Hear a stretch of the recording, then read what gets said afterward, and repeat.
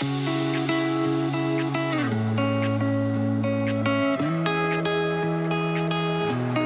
there, welcome back to another episode of Inner Warmup, where your inner work begins.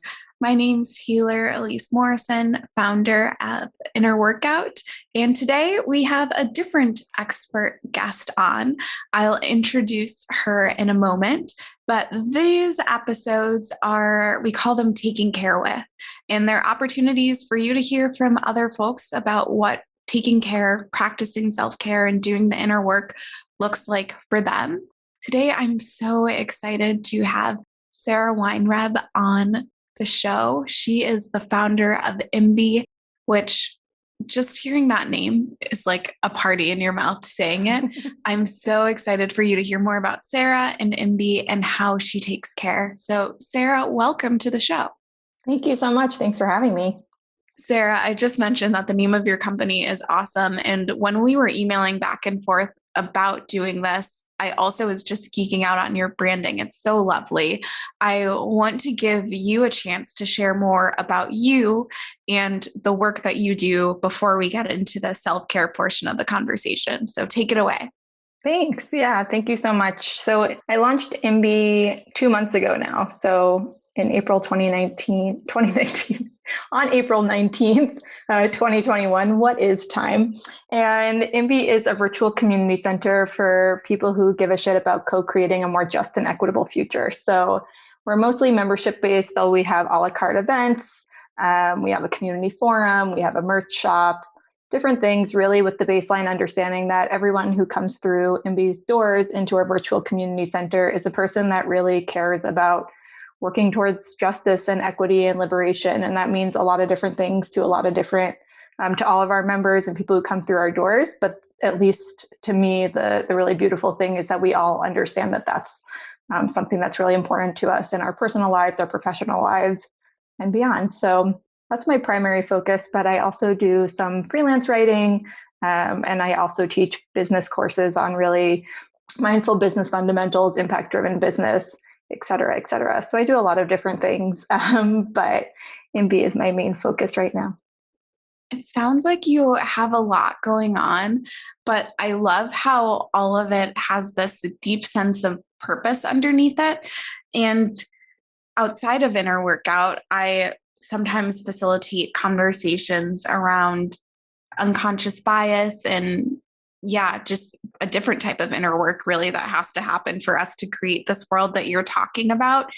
And I find for myself, when I'm engaging in those conversations, self-care becomes even more important.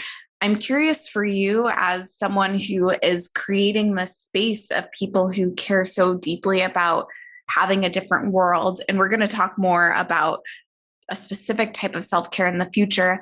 But for now, I just want to hear, like, how do you manage that? How do you manage all of the energy of other people? It's a really special thing to hold space for others. Yeah, thank you. It's a good question. I think that to me, like, self-care and community care are inextricably tied. And that's a realization that I think I've always known, but I've really come to understand a lot more deeply in the past year and change. So to me, I find it really nourishing to be in community with the folks that are part of Imby and beyond, because it feels way less lonely than when I'm trying to talk about why I hate capitalism or working towards a more equitable future to like people who that's not a focus of theirs, or it's not something that's on their mind 24/7, or they're not reading tons of books on it. And not that you need to be in order to care, but I actually find a lot of nourishment from being around like-minded folks, in that sense that I can kind of just like exhale and not need to be on guard or worry about it. So yeah, I think that the self-care and the community care are really intertwined, but I also have experienced, like I'm sure many of the people listening, well, I hope not, but many of us have experienced burnout before, and I'm a type A New Yorker. So I've definitely experienced it on a pretty profound level. So I just have realized in the past couple of years how important it is for me to take breaks and take care of myself and nourish myself in different ways in order to really show up and do the work that I want to do.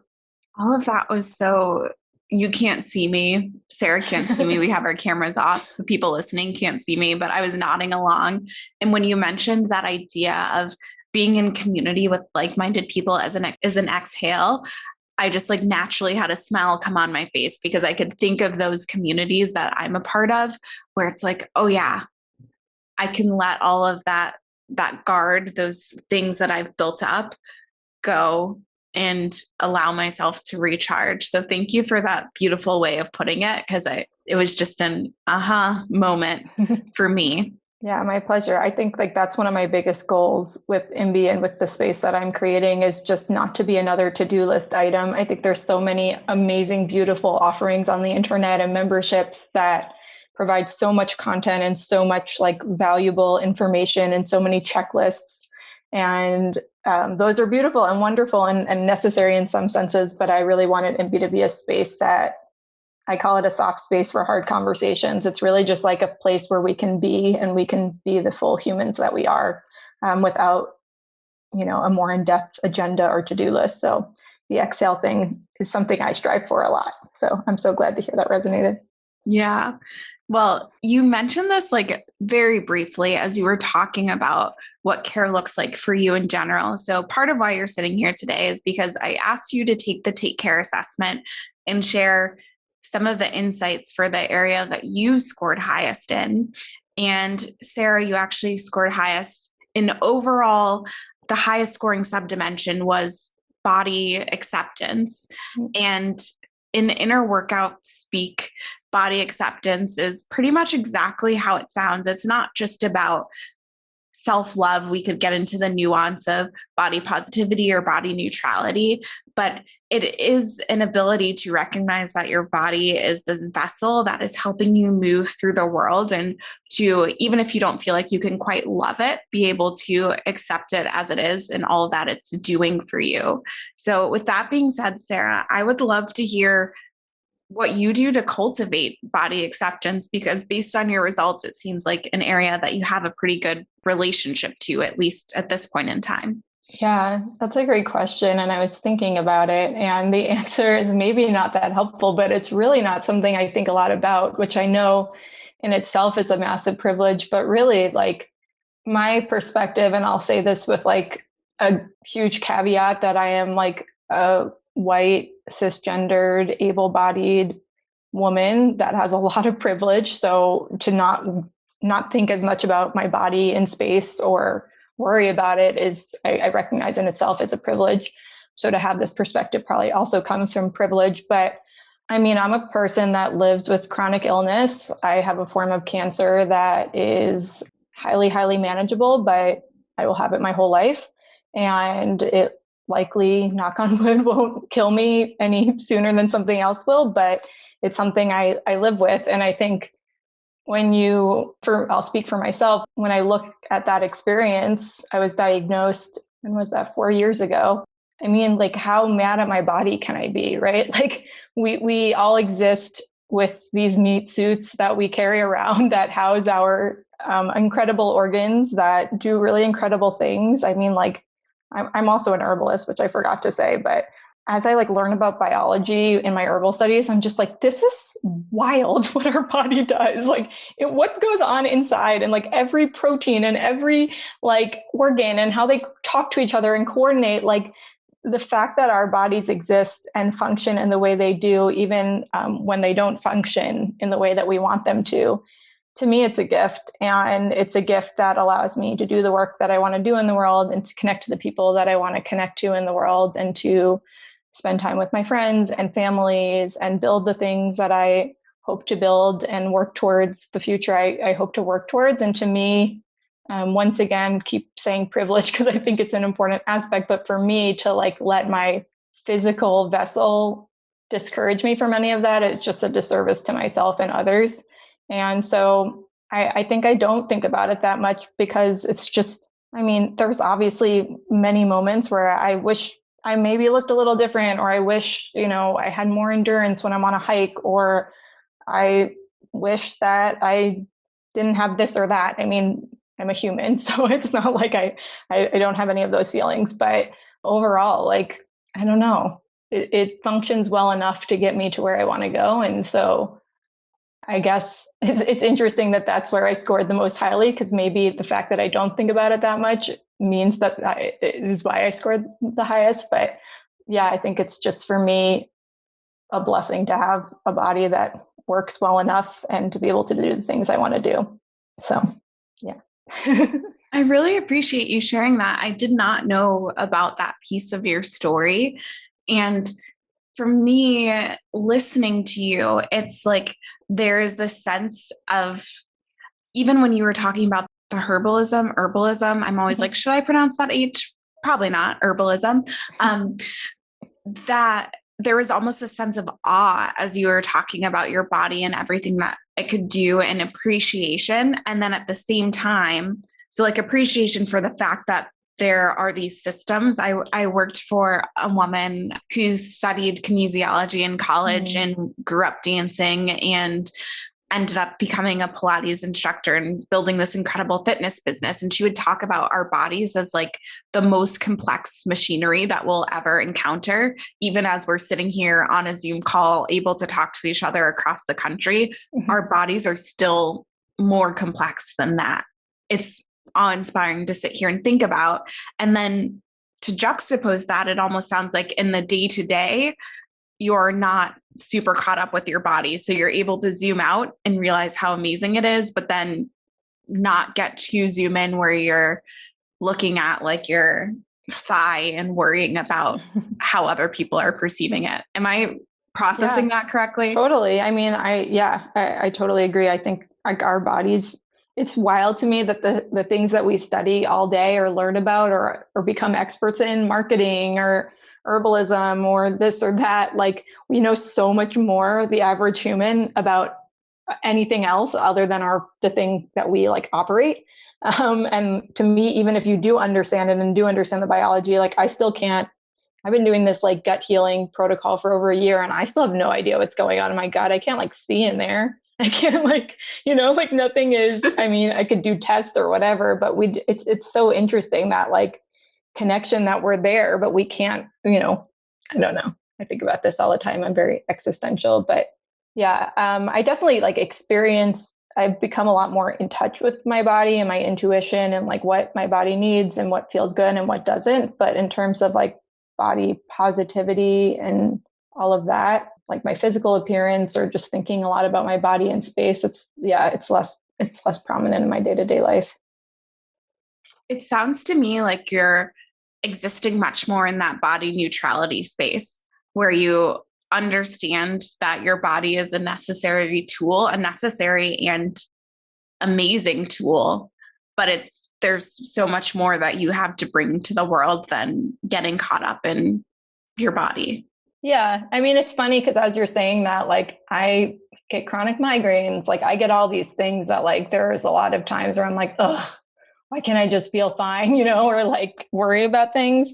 But overall, yeah, I think it's just gratitude to like exist in the way that I am able to and do the things I want to do. So it's interesting as you're talking to think about the breakdown between like my physical body and then like the way that I feel or kind of maybe the tension I have. I don't know if the test is as focused on like my relationship with like physical feelings or pain or like those things can be frustrating. Obviously, nobody wants to live in pain, but for the most part, yeah, I don't know. I don't really know what I'm saying. I guess. Yeah.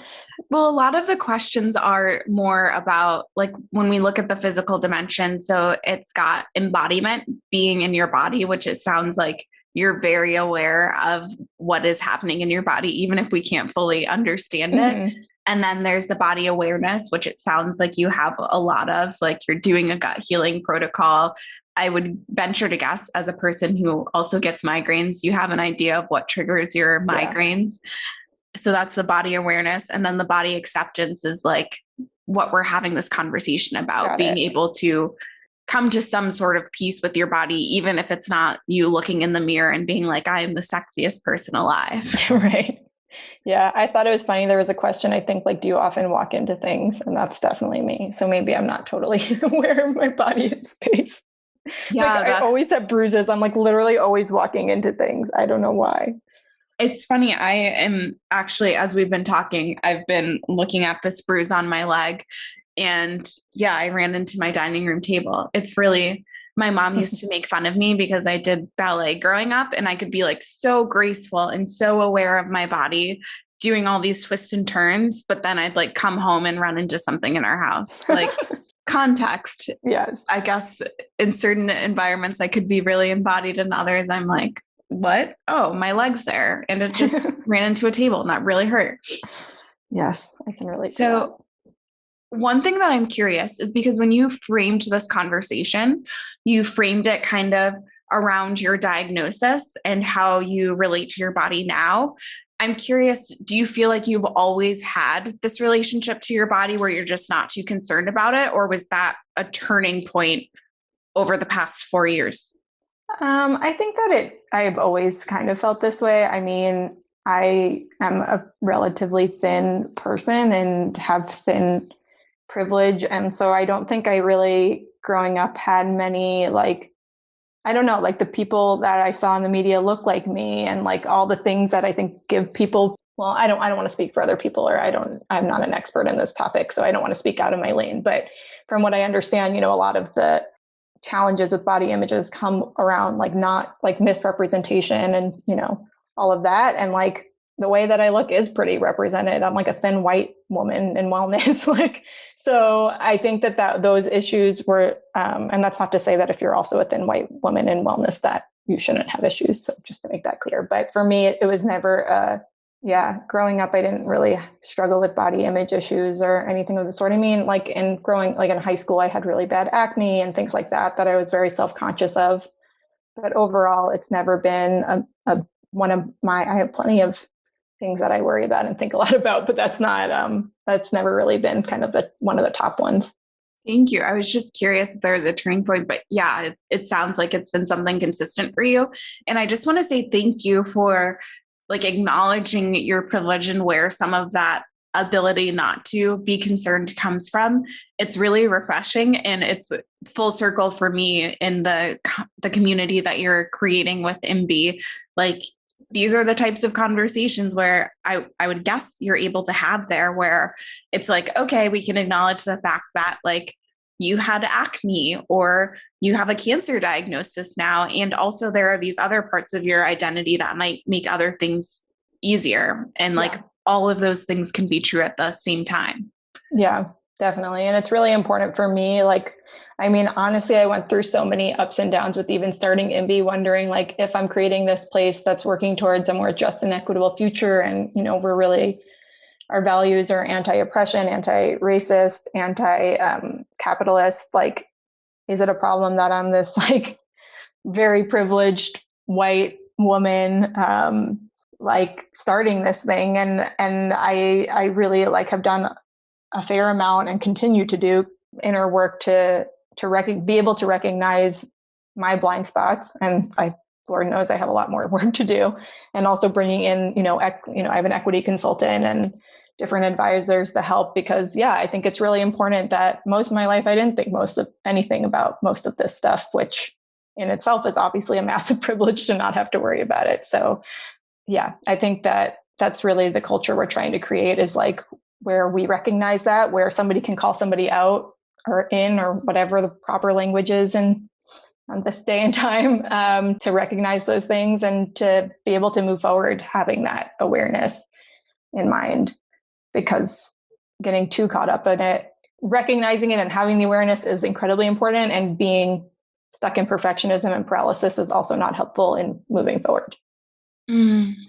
Thank you. I'm sure people are going to listen to that and have some head nod moments, or maybe a moment of insight as well. I'm so grateful for you, for your time, and for your vulnerability. I learned some new things about you, and also now have some questions that I want to ask myself about how I'm approaching self-care. So thank you. If people want to engage with you or engage with Imby, where can they find you? Yeah. So Imby's Instagram is @GatherImby, and the website is imby.io. So that's where you can find out more about Imby. And on Instagram, just my name @Sara Weinreb, keeping it simple. lots of rants about the wellness industry and all of that stuff. So would love to connect with you in either of those spots. Lovely. I hope everyone will take a chance to peruse. We'll put these in the show notes, and that you'll give some thought to your relationship to body awareness. Thank you for listening in, and take care.